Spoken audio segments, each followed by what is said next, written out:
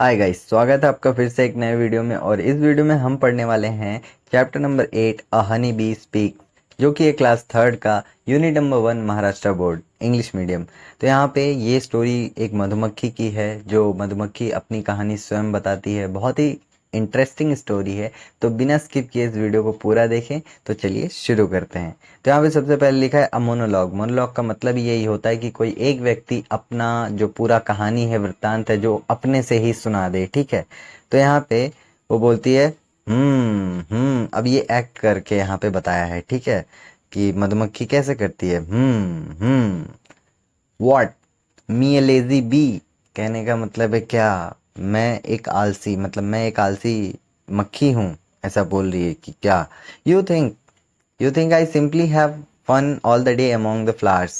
कहने का मतलब है आपको लगता है कि मैं फ्लावर यानी फूलों पे इधर उधर दिन भर मस्ती करती रहती हूँ। Oh no, when I am flitting from flower to flower I am actually very hard at work.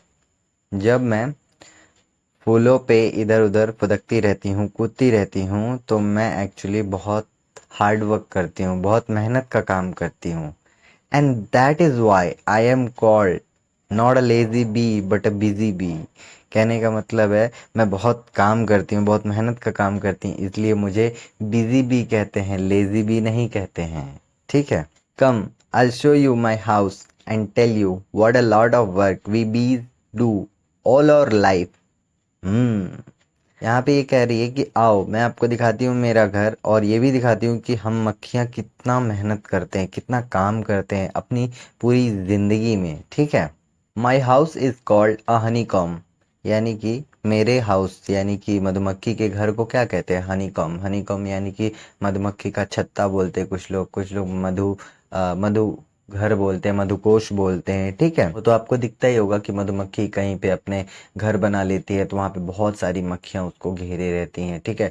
कुछ बाहर से तो कुछ अंदर से, और उसके अंदर शहद रहता है। ठीक है। तो ये तो आपको पता ही होगा। It's a big house with thousands of rooms और शेल्फ। तो ये बोल रही है कि बहुत बड़ा घर है जिसमें हजारों रूम्स हैं, या सेल्स आप कह सकते हो। Each room has 6 equal sides. और सारे के सारे जितने भी रूम हैं उनके 6 इक्वल साइड हैं। 4 साइड से ऐसे, और एक ऊपर से एक नीचे से, 6 हो गए। ठीक है। We take a lot of care to build it. हम बहुत ख्याल रखते हैं इसको बनाते समय, हम बहुत सावधानी से बनाते हैं, बहुत ख्याल करके बनाते हैं। We even produce the material for building the comb. It's called bees wax. कहने का मतलब ये बोल रही है कि हम ये बिल्डिंग बनाने के लिए खुद ही प्रोड्यूस करते हैं मटेरियल, उसको हम बीज वैक्स कहते हैं। यानी कि मधुमक्खी का मोम, मोम होता है बीज वैक्स। ठीक है। और उसका इस्तेमाल करके ये घर बनाते हैं। ठीक है। तो अब आगे बढ़ते हैं। Do you know when I was very young I use to stay at home. क्या आपको पता है जब मैं बहुत छोटी थी तो मैं हमेशा घर पे ही रहती थी।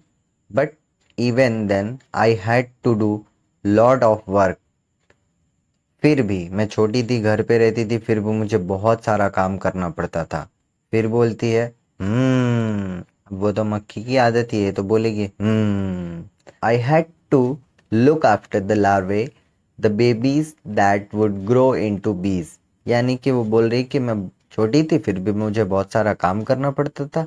तो छोटे पे कौन सा काम करना पड़ता था, उसे लार्वों का ख्याल रखना पड़ता था। लार्वे, लार्वे यानी कि मधुमक्खी के छोटे बच्चे होते हैं जो बड़े होते हैं। ठीक है। वही बच्चे बड़े होते हैं, यानी कि छोटे मक्खी को आप लार्वा कह सकते हो। ठीक है, लार्वे।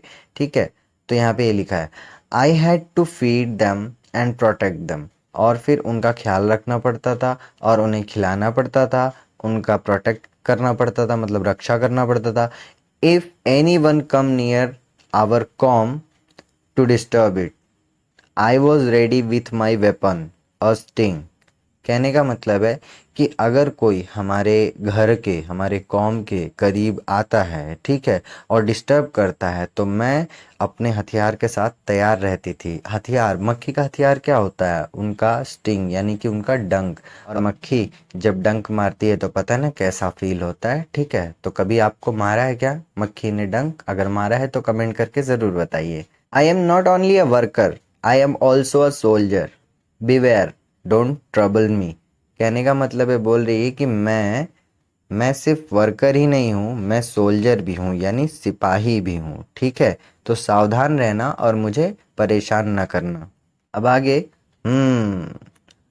well, to go back to the calm, I had to keep the calm cool by fanning it with my wings। कहने का मतलब है, अभी बोलती है कि कॉम के बारे में और बताती हूँ कि मुझे कॉम को कूल रखने के लिए अपने पंखों से जो है मैं उसको पंखा करती हूँ, हवा करती हूँ और अपने कॉम को, अपने घर को जो है कूल रखती हूँ, ठीक है। Then I had to keep the house in order, put away all the honey and food that other bees brought from the flowers। कहने का मतलब है कि अब ये बोल रही है कि उसके बाद जो है मुझे ये भी करना पड़ता था कि मुझे जो भी, मतलब जो और अदर मक्खियाँ, जो और भी सारी मक्खियाँ हैं जो भी हनी या फूड को लेकर के आती थी, ठीक है, फूड को फ्लावर से लेकर के आती थी, उन सबको अलग करने का काम यही करती थी, मतलब उन्हें अलग रखती थी, ठीक है। But luckily I had hundreds of other बीज वर्किंग विथ मी। पर ये बोल रही है कि खुशनसीबी से मुझे अकेले नहीं करना पड़ता था, क्योंकि मेरे साथ जो है सैकड़ों मक्खियां जो है काम करती थी मेरे साथ। We all work together without ever fighting. और हमने एक साथ काम किया बिना एक दूसरे से झगड़ा किए, बिना कभी भी झगड़ा नहीं किया, सिर्फ काम किया, ठीक है, एक साथ बहुत सारा काम करा। That's one reason why we can build such perfect and beautiful houses. और यही वो कारण है जिसकी वजह से हमने इतना परफेक्ट और सुंदर घर बनाया। तो सही बात है, हजारों मक्खियाँ मिल करके उसे बनाती हैं, पर वो आपस में लड़ती नहीं है, और इसीलिए वो घर बहुत ही मज़ेदार और शानदार, वो अपने हिसाब से वो घर भी बना लेती हैं और मक्खियाँ भी बना लेती हैं। पर यहाँ पे अगर यही चीज़ हम अपनी लाइफ में देखें तो हम लोग वो नहीं कर पाते हैं। चार लोग एक साथ हुए नहीं काम करने, झगड़ा चालू हो गया, ठीक है। तो फिर ऐसा नहीं है, मक्खियों से कुछ तो सीखना चाहिए। वो यही कह रही है कि ये बहुत अच्छा रीज़न है, ये बहुत अच्छी चीज़ है कि अगर हम साथ मिलके बिना झगड़ा किए कोई काम करें तो वो काम बड़े आसानी से और बहुत अच्छे तरीके से हो जाएगी, ठीक है। अब यहाँ क्या बोल रहा है, yes I help with the house building too. मैंने घर बनाने में भी मदद करी, ठीक है, मैंने मदद किया, ठीक। We keep making our house bigger and bigger to make room for the babies and for the food and honey we gather।